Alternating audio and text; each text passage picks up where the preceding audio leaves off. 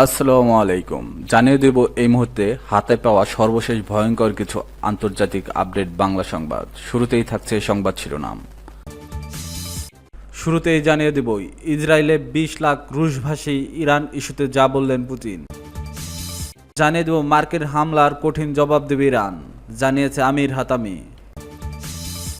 এরপর রয়েছে Trump fascist দ্বিতীয় প্রজন্মের অপরাধী। সর্বশেষ থাকছে আরও ক্ষেপণাস্ত্র ছুড়ল ইরান, সাইরেন বাজছে ইসরায়েলে। এখন শুনছিলেন সংবাদ শিরোনাম, এবার বিস্তারিত। প্রিয় দর্শক, আপনি যদি এই চ্যানেলে নতুন হয়ে থাকেন, ভিডিওটি দেখতে দেখতে চ্যানেলটি সাবস্ক্রাইব করে আমাদের সাথেই থাকুন।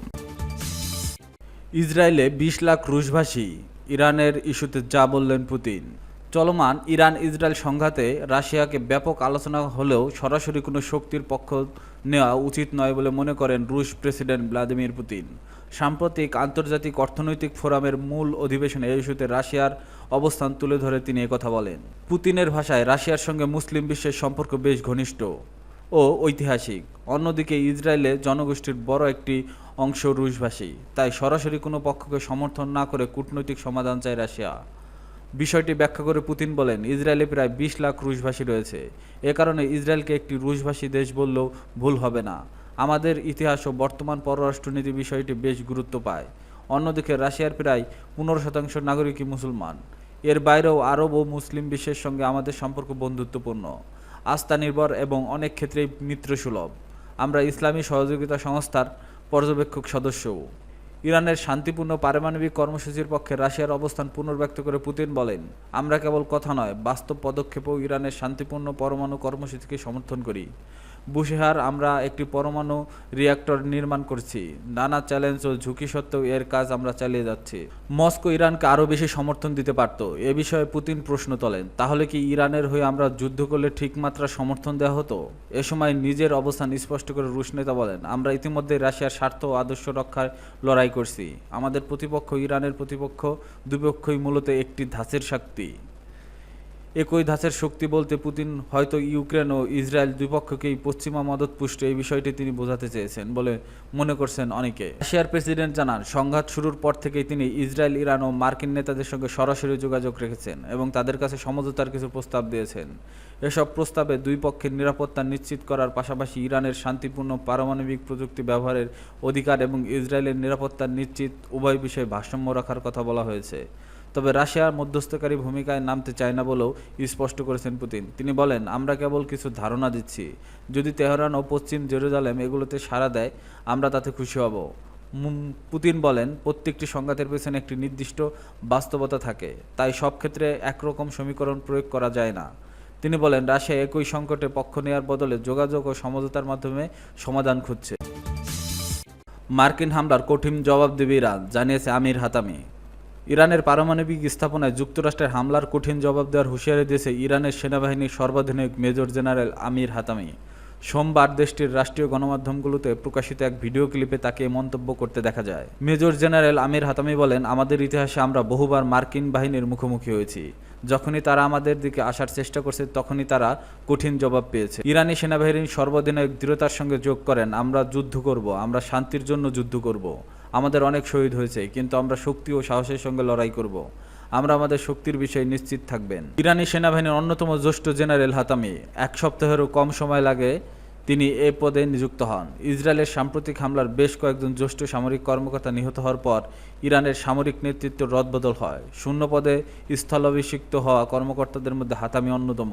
এদিকে সোমবার ইসরায়েলি হামলার জবাবে আরও বেশ কয়েকটি ক্ষেপণাস্ত্র ছুড়ে পাল্টা হামলা চালিয়েছে। দেশটির ভূখণ্ড থেকে ছোড়া ক্ষেপণাস্ত্র শনাক্তের কথা জানিয়েছে ইসরায়েলি সামরিক বাহিনীও। ইতিমধ্যে দেশটির মধ্য ও দক্ষিণ অঞ্চলে সাইরেন বাজতে শুরু করেছে।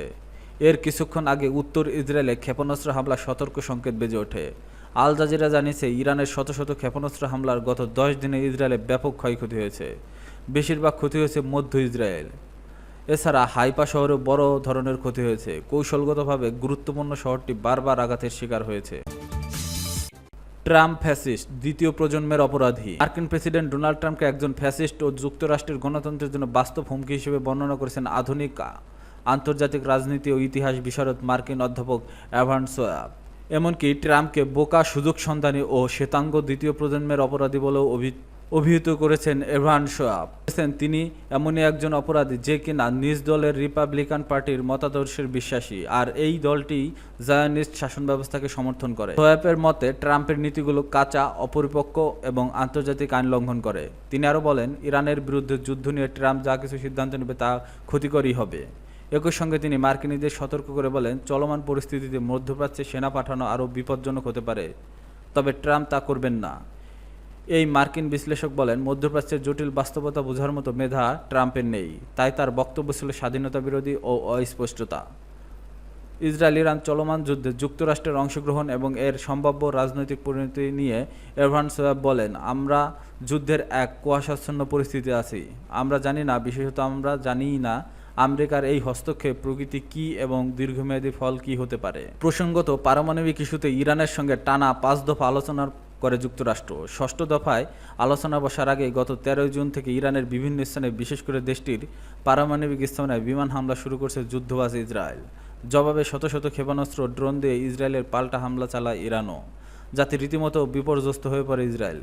এর জেরে মিত্র দেশকে সাহায্য ইরানের কোমর ভেঙে দেওয়ার উদ্দেশ্যে শনিবার রাতে ইরানের প্রধান 3টি পারমাণবিক স্থাপনা ফোর্দো, নাতানজ ও ইস্পাহানে বাংকার বাস্টার বোমা ও ক্ষেপণাস্ত্র হামলা চালায় যুক্তরাষ্ট্র।